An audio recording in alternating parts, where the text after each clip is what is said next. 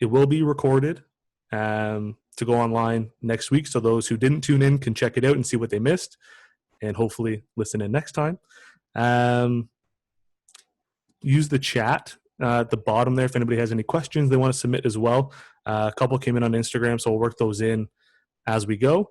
Other than that, let's kind of have some fun. It's supposed to be light, informal. Robyn will have you share your story, kind of how you got to where you are now, and then kind of working some questions on just kind of highlighting women's basketball in Canada, female coaches, and try to inspire the next generation of coaches to kind of follow in those footsteps and maybe pursue something that they didn't know was an option, if that makes sense.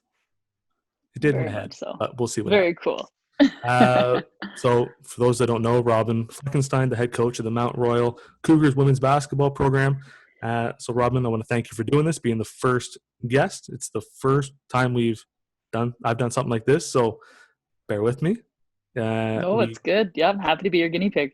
We ironed out some technology kinks to start with, so we are rolling now. Everything's out of the way. Now that we've figured everything out, sort of? Yes, now that we're actually here and we can see each other and hear each other. Yes, moving in the right direction. Just kind of want to start off, if you don't mind, just kind of a little bit about your story and kind of what led you ultimately to Mount Royal, kind of your playing career, coaching career, whatever you want to highlight. Seems like it's only been 10 seconds, but it's been a little bit longer than that. I'll let that slip, I guess. Not to age myself. No, absolutely not. I'm an original Maritimer, so I'm from the Annapolis Valley in Nova Scotia. You haven't been? It's a great place to go visit, just saying. Pushing a little East Coast vacay. Put a note down there to visit Annapolis Valley. Yep, the Annapolis Valley. It's a gorgeous, gorgeous place. It's become like a mini, I would say like a mini Okanagan Valley. Like the wine country aspect has like exploded in the last 10 years. So if you are a wine connoisseur in any way, shape, or form, it is a place to visit for sure. Okay. Noted. Yeah. I played my high school basketball at Horton High School. So for any Nova Scotian, that's a pretty big name out there. Was a good school. We had a pretty good run. And then when I finished, I spent my first year playing as a redshirt at St. Mary's, and then transferred after my first year to Acadia.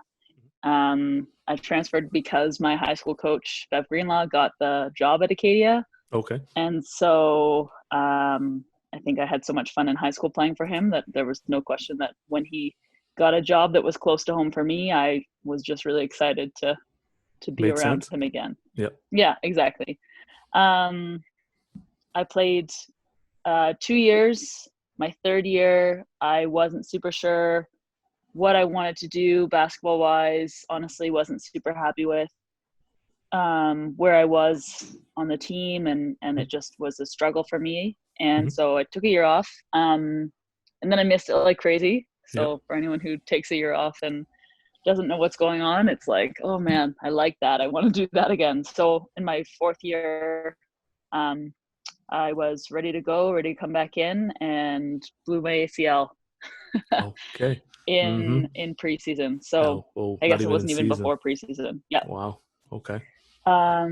So I think that was a really big like moment for me where I was like, okay, my body doesn't seem to really agree right now, and I really want to give back to basketball or be involved in basketball in some way. And my dad, Ian McMillan, he coached.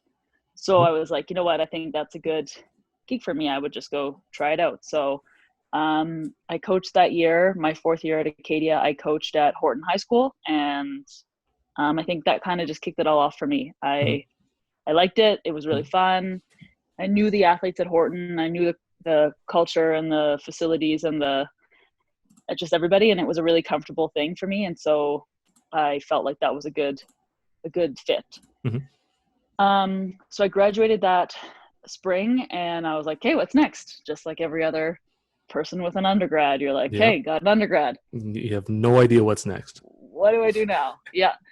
So there was a lot of like uncertainty about what that really meant. And I spent my spring coaching a provincial team in Nova Scotia. And I thought that was a really good learning experience for me. I realized that you have to be a lot easier on U14s than you are on high school kids. Not something I ever thought about before. No. So there was definitely like some good nuggets of knowledge. And I didn't really know what I was doing in Nova Scotia, but my mom was living in Edmonton. And so she was like, you know what, just come spend a year out here. And it felt like that was a cool opportunity for me to have a fresh start and learn how to coach or learn things about basketball that were different from what I had grown up in, right? Like lots of players, you kind of end up in a little bubble. Like, so you have the same coaches, you have the same people around, you're not really getting pushed in different directions. It seems like basketball is a very linear concept, or now I know it's like a very huge, it just depends on what you like and what you don't like. So I ended up at U of A to do my ed after degree.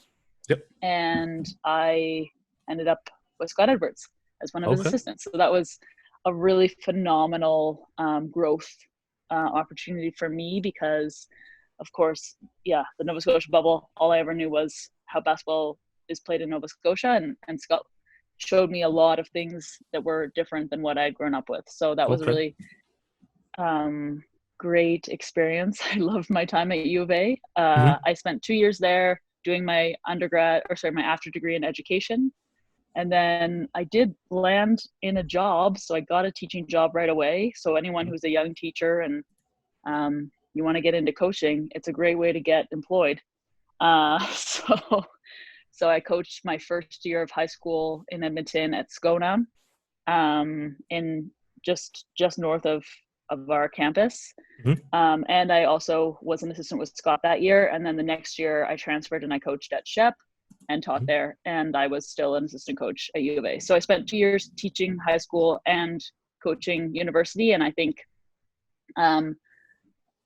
it showed me how much time it really takes. Like, I would spend a lot of time like coaching my team in high school, and then I would just like sprint across town to try and make it for like the last 20 minutes of practice. And after doing that for 2 years, I think it just became obvious that wasn't really something that was like long-term a possibility. So I took the next year to just coach at Shep and just teach at Shep. And, you know, you're just like sorting out what's next. And I definitely knew I loved coaching and I wanted to coach, but coaching didn't pay the bills at that point. So that's true. Yeah. So you put the time into what is paying your bills. So I knew I wanted to coach, but I always figured coaching would be like something that I would do later. Like, I always grew up thinking that coaches got into it in their late 40s, early 50s, and that was like how it worked. So to me, I was like, okay, cool. So I'll teach for 20 years and then, you know, I'll coach high school and I'll eventually move into it. And that was kind of the plan. But I knew if that was what I was going to do, I would need some more, I guess, backing. And so I decided to apply to do my master's at Victoria. They have a master's in coaching program there. So in my first summer at Vic, I actually got a phone call from one of my former players at U of A, Kelly Lyons. Shout out to her, because she called me and she was coaching at Augustana at the time. She was like, "Hey, Robyn, you know, I'm going somewhere else. I'm not gonna stay at Augustana next year. Like, would you think about applying?" And I was like, "Yeah, like, I don't know, that sounds really great. Like, that sounds like a good fit for me." So I'm in Victoria and I'm doing my master's in coaching, and I do my interview with Augustana, and before I got home, I got hired. Okay. Well, that was quick.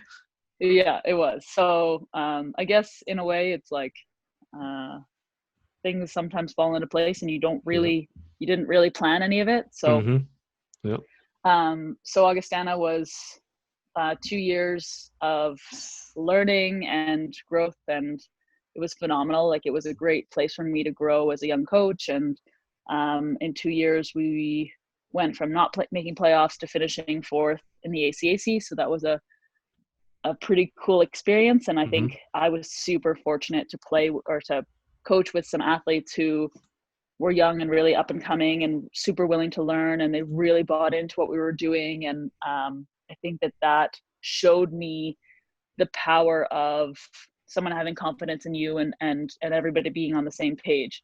Mm-hmm.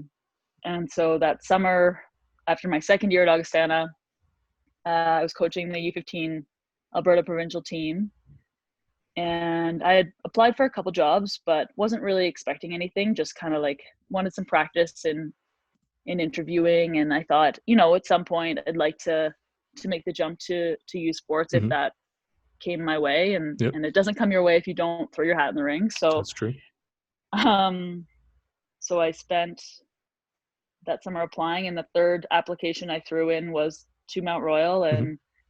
And I was driving down to Lethbridge to do training camp, and I stopped in Calgary for my 5-hour interview Jeez. with my now Jeez. athletic Okay. director, Rob Godfrey. And I just was like, I loved Mount Royal. I loved everything that they seemed to be doing there. And so I Mm-hmm. was like, this is the job for me. Like, if I can land this job, I'm going to take it. Mm-hmm. And I went to Lethbridge. I coached for a week, did a training camp with my U15s, drove back on the Friday, and I was sitting on my balcony with my boyfriend, and Rob called, and he was like, yeah, we want you, like, you're our pick. And I was like, yes. So so then in 1 month I moved to Calgary. Well, okay. Well, yeah.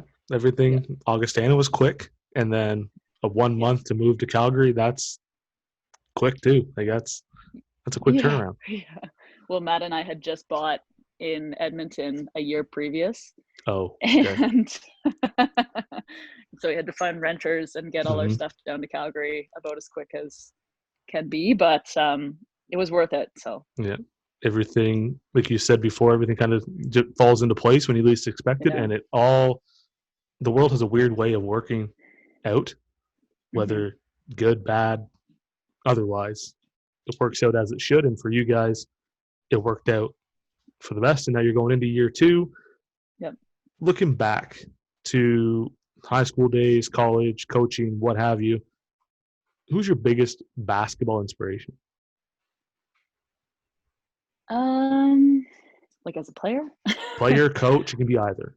Oh, as an athlete, I was super obsessed with Steve Nash. I always felt like he was someone who took everything that he was given, athletically or otherwise, and just used it. And so I remember sitting with my stepdad a lot of evenings and watching a lot of Steve Nash, and just trying to figure out ways to get the most out of what you are as an athlete, and what you know. And so I feel like that was a point when I realized that so much of the game can be cerebral, and so much of the game can be understanding. And so I felt like that was something that I, as a player, could really succeed in. And so I felt like that was a great moment, because that, as an athlete, really helped me quickly transition to being a coach.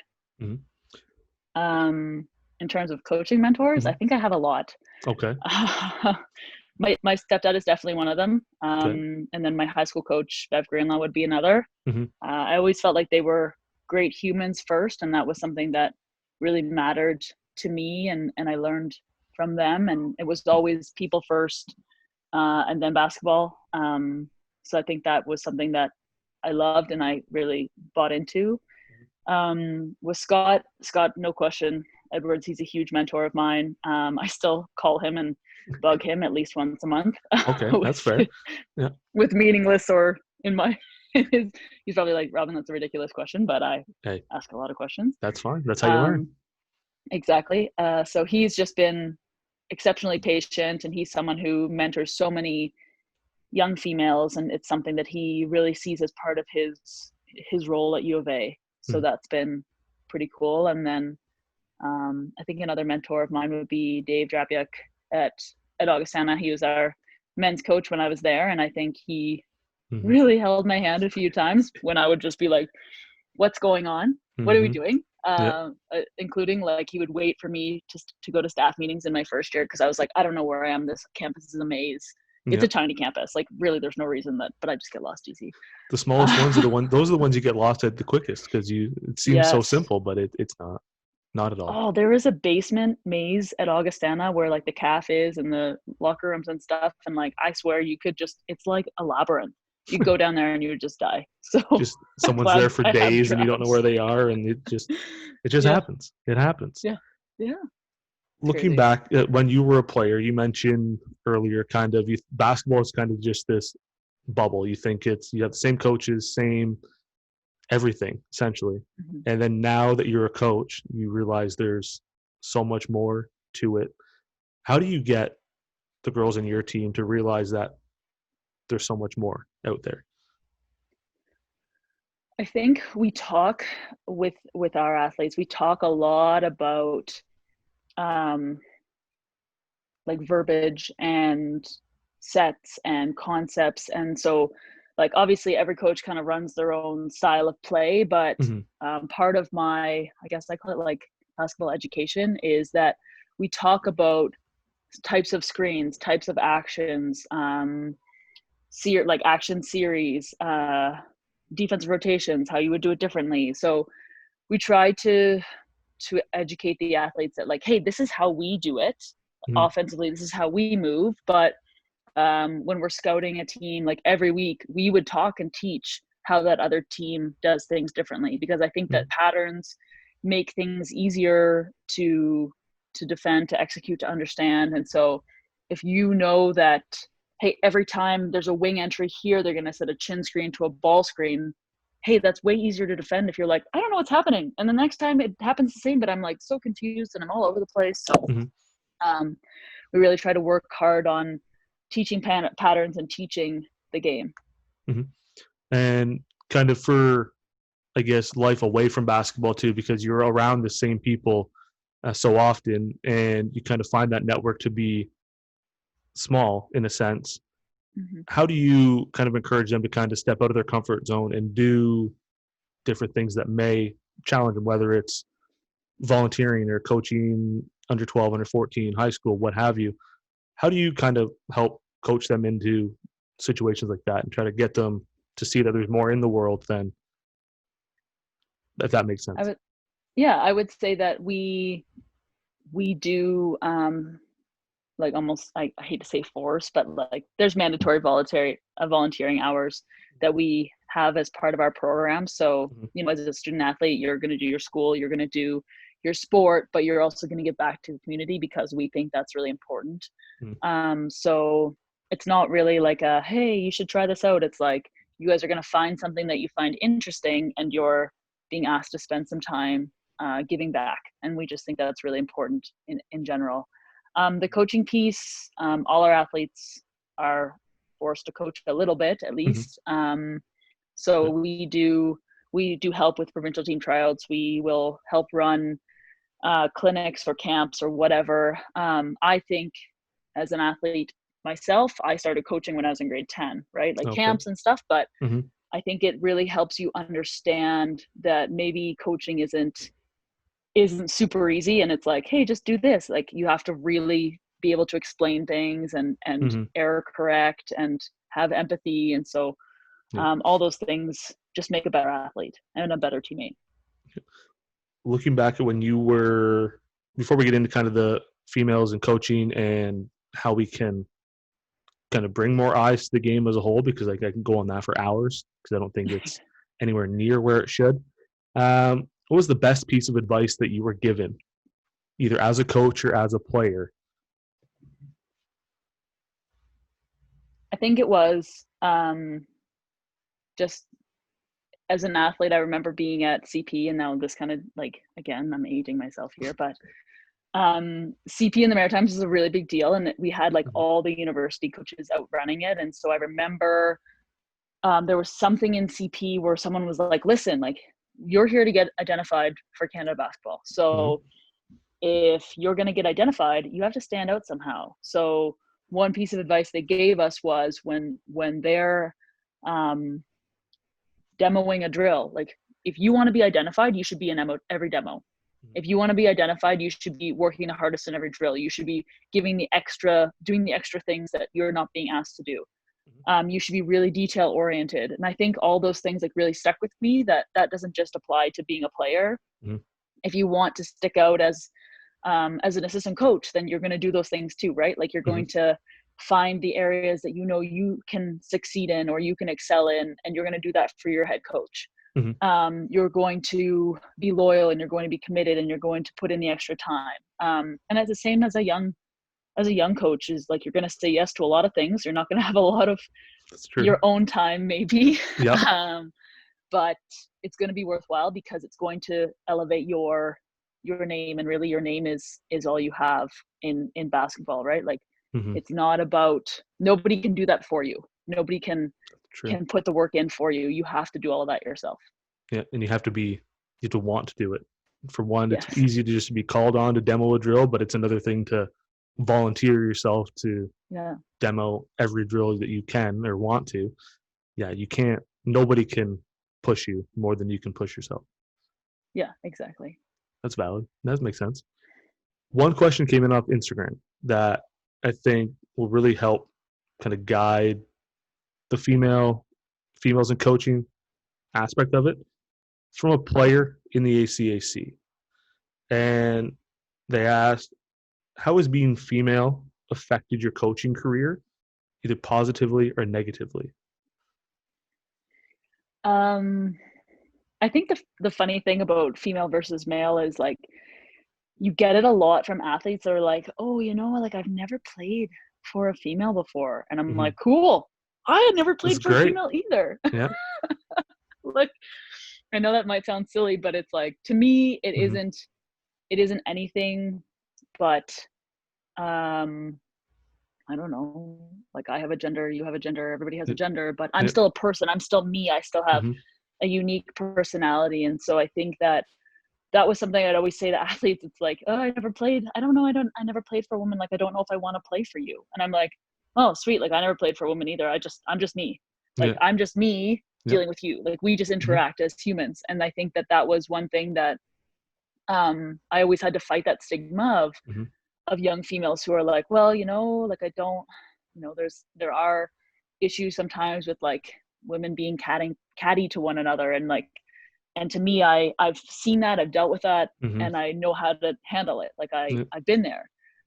Not to ever call out a man. I don't know what it's like in male to male relationships, but I would just say that the cool thing about being a female coaching females is most of the things that my athletes have gone through, I've gone through. Like I know what it looks like, what it feels like.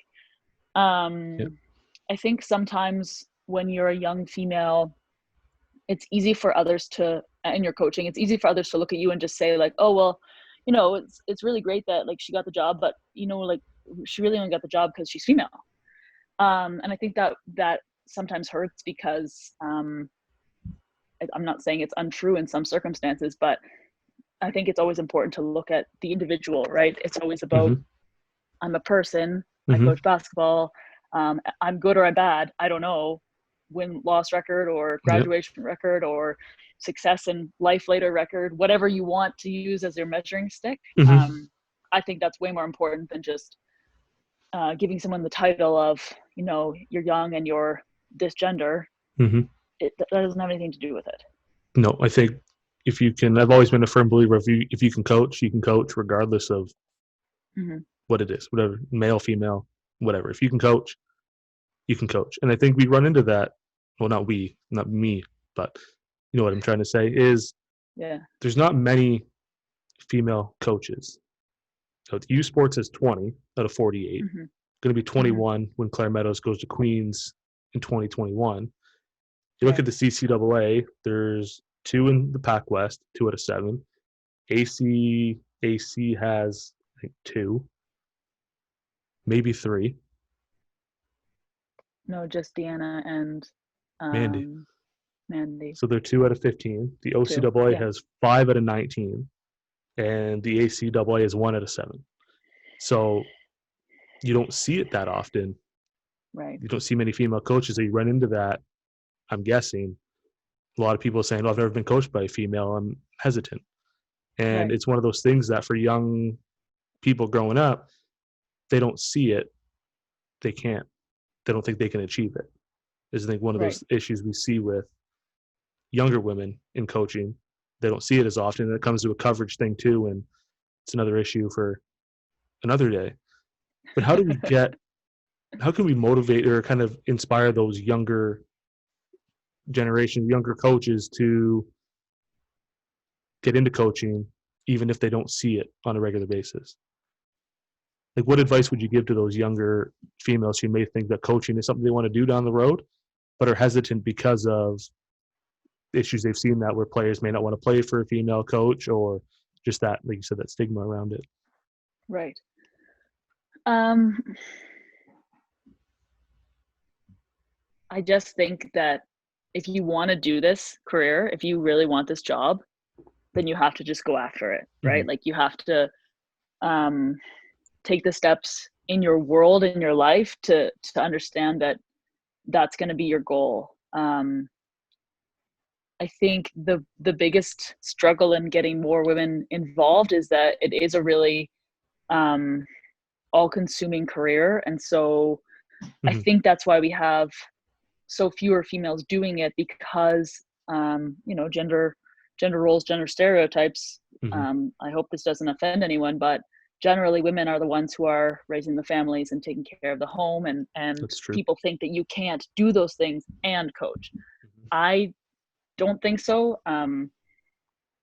But I haven't had kids yet, so I guess we can That's talk about this in a few years. that's fair. That's fair. um, but I think that um, I don't think it's a question of qualified women not being around. I think it's a question of um, sometimes they just feel like it's going to be too much, and honestly, it is. Like it's a lot of time. It's a lot of Mm-hmm. you can't just be a coach part-time, right? There's no like I can't just take off my coach hat and go That's and do true. things. Like I'm Yeah. always a coach. I'm always Mm-hmm. living this role. So, but I think that because I was a teacher, that wasn't a hard transition for me. Okay. Um, I think for young women who want to do it, like I've talked to a few already, and every time I see them, I'm just like, hey, that's awesome. Keep going. Mm-hmm. Keep like volunteering. Keep assistant coaching. Keep saying yes to things.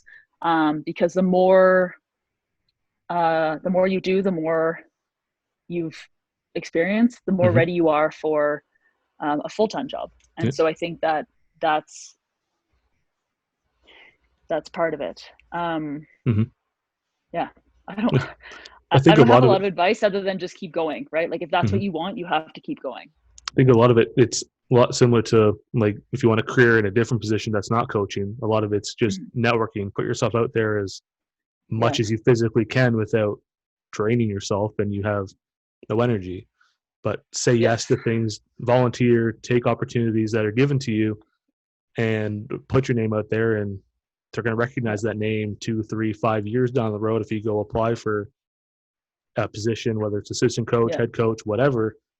Having those experiences is going to help, even if it's not Yeah. paid. It's going to help you Yeah. grow, Your learn name who is your you are. product, right? You put Exactly. Like time you behind said, it. Yeah. you control that. No one else can control that for you. You have to want to go out and do it. I think as Yes. long as you continue to put yourself out there and take on opportunities, challenges, it's not going to hurt. If anything, you're Exactly. going to learn more about who you are than you would if you stay at home and don't do anything and then Yeah. wonder You why always you don't get learn. hired. Yeah. You always learn like what you don't like as a coach, or Mhm. what things you would do and what you wouldn't do. So Mhm. there's no question that there is no negative Mhm. experience. Yeah. Tyler, my phone's gonna die. Can I go get a charger? You I'm most so certainly sorry. can. You I'm most so certainly sorry. can. That's okay.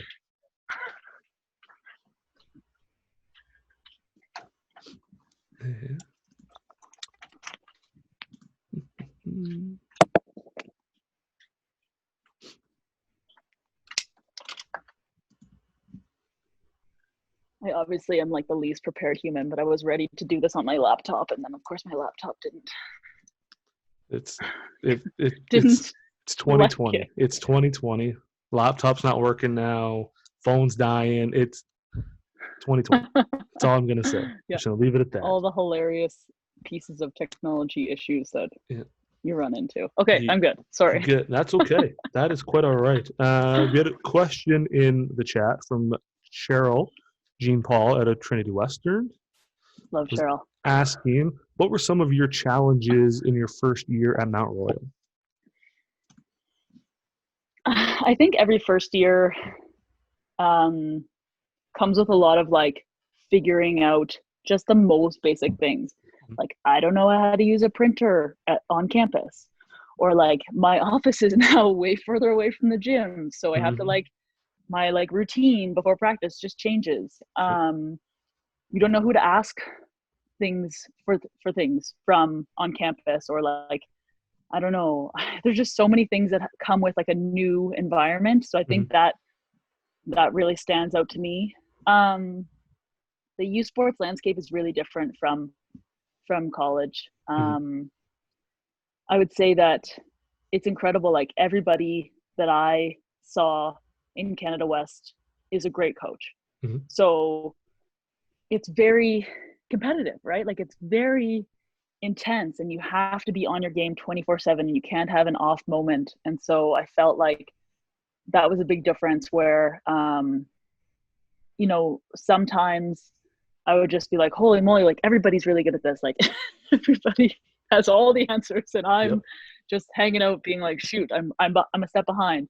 The schedule is different, and I think that's always a challenge, right? Like, I was used to playing every team in my conference 4 times, and then you go to playing teams only twice. And so you have to make adjustments way faster. And of course, those adjustments are really crucial to being able to be successful. I think that I would have liked to get to know more of the other coaches in our league, because I think that that was something I really valued about college, is that because you play a coach 4 times, or you compete against someone 4 times, you really get to like bond with them. And, you know, you compete, but it always felt like afterwards we could have a hangout, have a chat, catch up. And so I really, really liked that at the ACAC level, whereas at U Sports, it felt way more competitive and way more like, you know, I didn't have time to chit chat after a game. It was like, Kate, gotta go get ready, gotta go watch film, gotta go make some changes. Because we gotta figure out a way to win tomorrow. So more hustle and bustle. It feels like if you play a team first weekend of the season in Canada West, you don't see them again. You won't see them maybe until playoffs, but you might not see them again until not even the year after. It'd be 2 years. Yeah, could be 2 years. Yeah, and you might not even see some teams. Yeah. So I think that's that in terms of like building relationships with other coaches, which I really value because I'm a chatty Cathy and I like people, I guess. I think that that's a struggle in comparison to college. I think maybe recruiting was different again. Like, I felt like at Augustana, of course, because I was at U of A, it was really helpful I knew my like pool really well. And so moving to Calgary, I had just the challenges of learning about Calgary and learning about the kids that are here. And then U Sports definitely pulls from like a much bigger area. Like, people tend to recruit from the entire country. So it's not college anymore. You're not just recruiting from like your backyard, you're recruiting from the whole country, or even internationally. And so those things were all learning points for me. And so, yeah, I think there was a lot of learning, obviously. I'm hoping it means I'm a lot better next year. Hopefully. Do you find it, like, from a recruiting side of it, do you find that the U Sports level, this is kind of off the topic, but I'm going to go with it anyways. Okay. Do you find that being a university, more players are coming to you as opposed to the college level because it's a bigger name, bigger draw? Do you find that more players from across the country reach out as potential recruits as opposed to you having to go out and find them? Yeah, I would say we have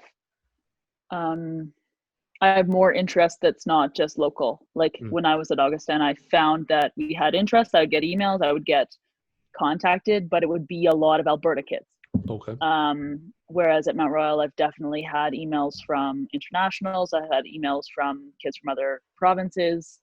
So you still get those Alberta kid emails, but then there's more because there's just more places that people are looking at you from. Mm-hmm. That makes Yeah. sense. I have wondered, being university, more kids think they can play at university level, and everybody's reaching out to everybody just for a shot to play. I wondered if Yeah. it's a lot busier, I guess, or a lot easier for them to find you than it would be for you to find them, being such a wide draw. Because, like you said, you're not just looking in your backyard anymore. You're coast to coast and really anywhere at this point. Yeah. Yeah. It's big. It's a big pool. How has the game changed, women's basketball wise, since you were a player to now, in your mind?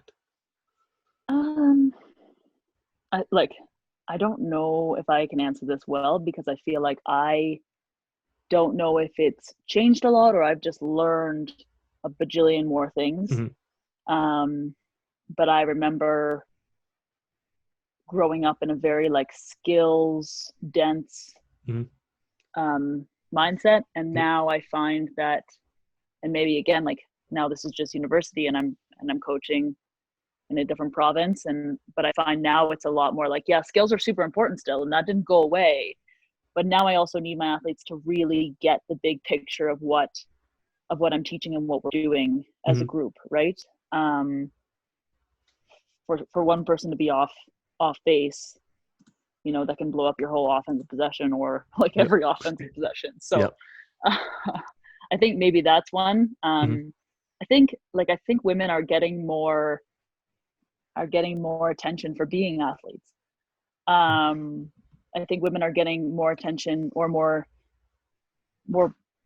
love, because they are smart and they are really great team individuals, right? Like I think that's a really cool piece of the women's game, and not to ever knock men's basketball, I think it's also great to watch, obviously, but I love women's basketball because so much of it is all 5 people have to be on the same page doing the right thing, or else you are really hooped. Not in the right way. No, definitely not. Cheryl said, "You're doing a great job. Got to run, but look forward to getting to know you better. Reach out anytime." So the there's one. At least you got one more you can talk to, and we'll just grow the list from there. Yeah. What would you tell the younger generation? We kind of touched on it a bit already. What would you tell them? What would you tell the younger generation of future coaches or players that want to turn into or transition into coaching, kind of like you did?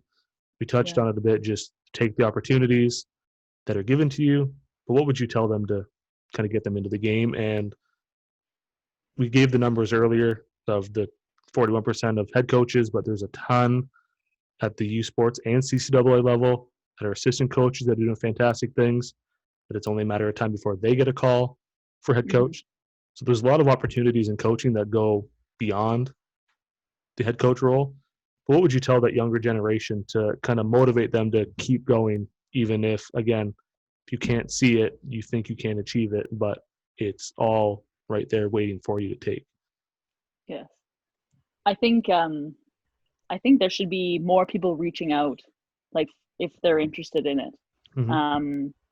I know I've had a few young coaches just say like, "Hey, it's really cool that you're doing what you're doing. I want to do that too someday." And so I'm like, "Hey, come out to a practice, come out and we can talk basketball, or send me an email, or call me." And I think that's a cool opportunity to be vulnerable and to be honest and to really be like, "Hey, this is the stuff that we deal with. Like, you think it's all fun and games, but trust me, there are some days where you're like, what did I sign up for?" Yep. I would just say that if you if you want this job, you have to just be ready for all the pros and the cons. And I think that it's easy to look at a female coach who's super successful and be like, "Yeah, I want to be her. Like that seems so phenomenal." But not every, but most coaches who have succeeded have also struggled. And that success comes from the struggles. So just understanding that maybe there are going to be a couple of years where, you're not going 500. Maybe there are going to be a few years where you're not getting every recruit you want. And so being ready to put in the time and the work and the energy behind that, and having people in your life who are going to be supportive, like that's an immensely important. I'm so fortunate. Like my boyfriend, he's the most patient, most incredible man. Like if I'm like, yeah, sorry, like it's Friday night and we just played and like I'm not gonna see you, like I'm Mm-hmm. gonna stay in my office and do video. He's like, oh good, you got it. It's your job. Do your job. Mm-hmm. Right. And so I think people need, if you're gonna have a partner in Mm-hmm. this, you need to have a partner who's like all in, because otherwise they're gonna pull you away from that. And Yeah. it's hard when you aren't allowed to just put in whatever time you need to. Yeah. I think, like you said, just reaching out to coaches in your area just to kind of see what goes into it. Because, like you said, Yeah. it's a lot more than what people see on the surface. It's not fun and games. There's the long hours behind the scenes doing the Friday night video where you're going to stay in your office, and Yeah. it's not all sunshine and rainbows. There's, No. and like you said, the coaches that are incredibly successful in their careers, they had to start somewhere too. And Yeah. very rarely, if ever, do you start somewhere where it's first year national title and you're just off and running. It doesn't happen like That would be that, so great. wouldn't That'd be it? so great. It'd be so nice. I'm all about that. Just give me a job, first year national title, and after that, it's just. But then you peak early, and then it's just never. Yeah, it's never in a perfect world. Yeah. But any other thing else from you? How can we continue to grow the attention around women's basketball in Canada? Keep the narrative going. I find too often people cover basketball, but they stop at men. And like I said earlier, I can go on a rant for this for hours on women's basketball being undercovered, underappreciated, I think, in a sense too, with the national team having the success they've had lately, with the parity in the women's game, the U Sports level, CCAA level. There's a ton of talent, player wise, coaching wise, that don't get the attention they deserve. How can we continue to grow from the coverage side and the appreciation side to get it to where it needs to be or should be? I think like for people who are fans of the game, Mm-hmm. when you can get one of them who only watches men's basketball out to a women's game, like often they're like, oh, this is really good. Mm-hmm. This is really good basketball. I think it's hard often for those individuals who really love like high level basketball to go in and watch like junior high girls. And Mm-hmm. I get that, trust me. But at the highest levels in our country, that's good basketball. It's good. Mm-hmm. It's good, and it's competitive, and it's smart, and it's clever, and it's creative. And so I think that I think just honestly, Tyler, just more people like you who are pushing it. Mm-hmm. More people who realize that there is no, like, it's not better, it's different, right? Mm-hmm. Like the men's game is not better, it's just different. Yep. And I think that that's Mm-hmm. just a message we have to continue to provide and remind people, because to me, like men's basketball is great. I really Mm-hmm. like it. There's always things that when I watch, I'll take some notes and Mm-hmm. maybe use that for my own game. But I love coaching women. Like, I think the women's side of the game is so cool because there's so much loyalty and there's so much buy-in to Mm-hmm. the bigger picture and the team. And I think that, not to be rude to men, but it just doesn't seem to be the same on the men's side. Mm-hmm. Maybe with the best teams, but again, I'm like, I don't want to talk down or poorly of the men's game, but I just think the women's game has so much more of that like camaraderie. Mm-hmm. It's really cool. It's really a huge part of what we do. You see, again, not to bash the men's game, because like you said, it's not better, it's not worse, it's different style. And you see a lot more individuals on the men's game as opposed to women. Like you said, it's 5 girls or 5 women working towards one goal, and if one of those 5 has an off night, you're in trouble. And it's a much more team oriented game. And I think, like you said, if we get people into the gym and actually watch a game, they'll come back again. It's just getting them past that mindset of it's women's basketball, I only watch men. Well, no, show up at the start of the game and not the end of the fourth quarter and watch 2 minutes. Yeah. Show up for the whole game. Show up for a full 40 minutes. Once you see it, you're hooked. You'll come back again, and then that conversation grows and more people pay attention, and nobody stops at just men. Like I said, it's not better, it's not worse, it's different. Yeah. Any last words from you on women's basketball, women in coaching, how we can continue the conversation? I'll leave the last word to you. Unless anyone else has questions, we can throw them in the chat before we wrap up. But if they come in after, I can forward them on to Robyn as well. I guess my last thing would just be that just thank you, Tyler, like for putting us in the spotlight. Like, it's cool to get some more attention for females that are doing sport at the high level. And so I really just hope our numbers continue to grow. And to any woman who wants to get into it, and if you want to ask me questions or just want to chat it out or whatever it is, like, shoot me an email, because I'm always happy to chat. Like I said, I'm a chatty Cathy, so it happens. Yep. I'm a maritimer. It's a thing. We're kind of born like that, exactly. That's the lifestyle. Absolutely. And so I just think to get more women in, we need more women that are pro-female, right? Like, I'm not here to rip any female down. Like, I have so many females that I watch doing what they're doing, and I think they're incredible. And so, yeah, more women, all about it. Come on in. Hopefully, we see more come in, especially at the college level, like you said. It's a great starting point. Honestly, it's a really 100%. Great place to get started. You look at the ACAC, there's 15 teams, only 2. OCAA is 19, only 5. I don't know why there's such a big discrepancy. I don't know. But hopefully we see that gap close and get more, because there's a ton of great basketball minds who are, like I said, a ton of assistant coaches doing fantastic things, that it's only a matter of time before they get their shot. But it's time that people start paying attention to women's basketball and not just men's. That's all I can say. It's long overdue, for lack of better term, I guess. So, no, I'm all aboard. Well, thank you for being the guinea pig for the first one. Phone didn't die. We got the video working. We made it. Oh, we made it. I always say too, like in podcasts or anything, it's the first 3 or 5 seconds that cause me the most stress. That's fair. Because I mess up everybody's name. I don't know what it is, because you overthink everything. My name's really hard. I got yours was fine. I don't know why. I got yours was fine, and it's long. And the shorter names are the one that give you the most trouble. But we got through it, and hopefully we can do this again soon and bring more attention to the women's game.